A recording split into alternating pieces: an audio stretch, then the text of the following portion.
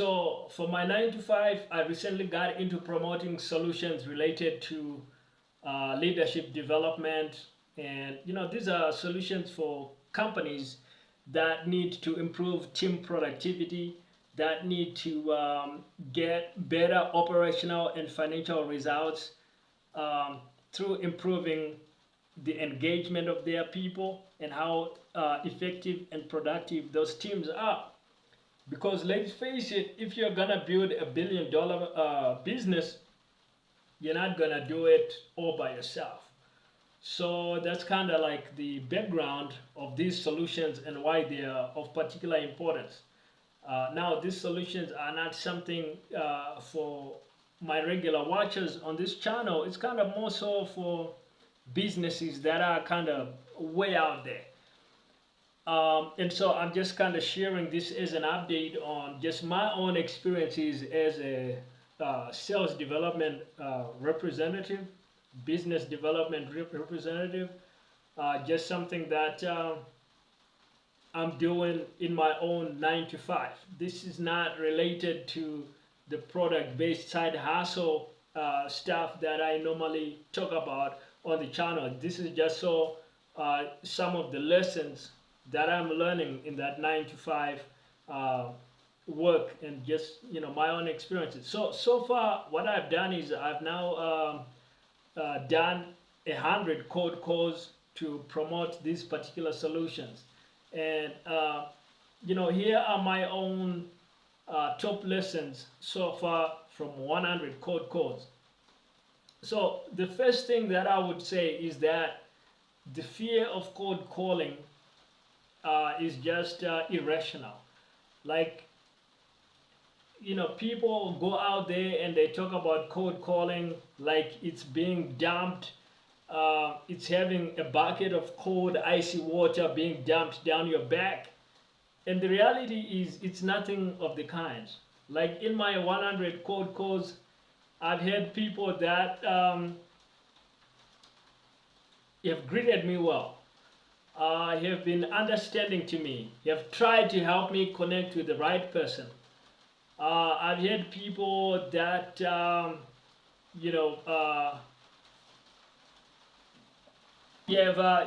have been acted really nice to me, and have I also had people that hung up on me? Yeah, I did. That's part of cold calling. But I've had people that have treated me just like a normal, regular human being in a very nice way.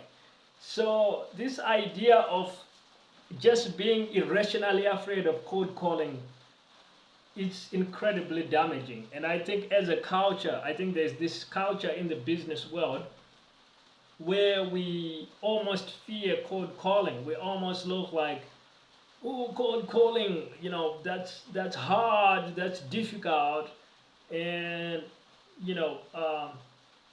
it makes the job much harder than it needs to be. So if you're trying to make cold calls, I'll just say, like, my first piece of advice is quickly discard your fear of cold calling. It's unwarranted. It will hold you back. You don't need it. It won't help, and it's completely irrational. Completely irrational. Making cold calls is much safer than taking out your car and driving into town. Nothing is gonna happen to you when you're cold calling. When you're driving into town and back home, you could be involved in a car accident. You could lose your life. It could cost you a lot of money in insurance or other things, fixing cars, going to the hospital, maybe you get injured, things like that. Nothing of the kind is ever gonna happen to you when you're out cold calling. So please get over that very quickly. Realize there's nothing to fear here. This is a good field and a good activity. Point number 2 is that cold calling is fun if you do it in a fun way. So what I mean is, don't be so uptight. Like, you get on the phone and you're like, hello, it's John. I need to talk to Susie. Is Susie available? Like, don't be so uptight where you're having a bad time simply because you're psyching yourself out. Like, enjoy the process. To me, that's important. Get on the phone and be there like, hey, this is John. I need to talk to Susie. I got something that Susie needs to look at. Like, get into it and treat it in a fun way. Make sure you're having fun, and you know what will happen is you will have fun. You will have fun. So that's the second most important lesson. And then lesson number 3, this is critical, guys. Critical, which is detach completely from the results. Completely don't care about the results. Like, if you study some of the best champions in football, in basketball, in sports, you realize that they really don't care so much about the results. Like, they're gonna prepare the same for a match, whether they are gonna win that match or they're gonna lose. And after they win or they lose, they go straight back to the gym, and their preparation for the next match is gonna be exactly the same whether they lost the previous match or they won like, if you didn't know the scorecard, you pretty much would never know whether they won or they lost. They have detached themselves from the results, and they are all just focused just on the inputs, the things that they can control. They're like, I'm up at 5 a.m., I'm in the gym, I'm making 300 shots. This is what I can control. And then when I go to the match and I play the match, I do my best, and I'm happy about that. I don't care about the score, because the score, you can't control that. There could be a gust of wind that throws away that perfect ball that you'd thrown that was gonna win the match. You can't beat yourself up on that. You could also get lucky on that last pass that the opposite player just happened to tilt it accidentally in, and you made a score. You can't praise yourself for doing that. That's just being lucky.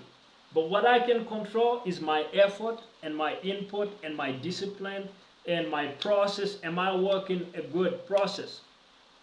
And that's actually my advice number 4, is you gotta work your process. You gotta work a healthy process. This is so critical. What you gotta do is you gotta sleep early the night before so that you're completely rested. Being a cold caller, so much, it's a job that pretty much happens from the neck upwards. It's all about your headspace. It's all about, are you mentally strong enough today that you can take no's and apparent rejection from people, and potentially people calling you bad names or calling you bad things. So that's all about, are you mentally prepared?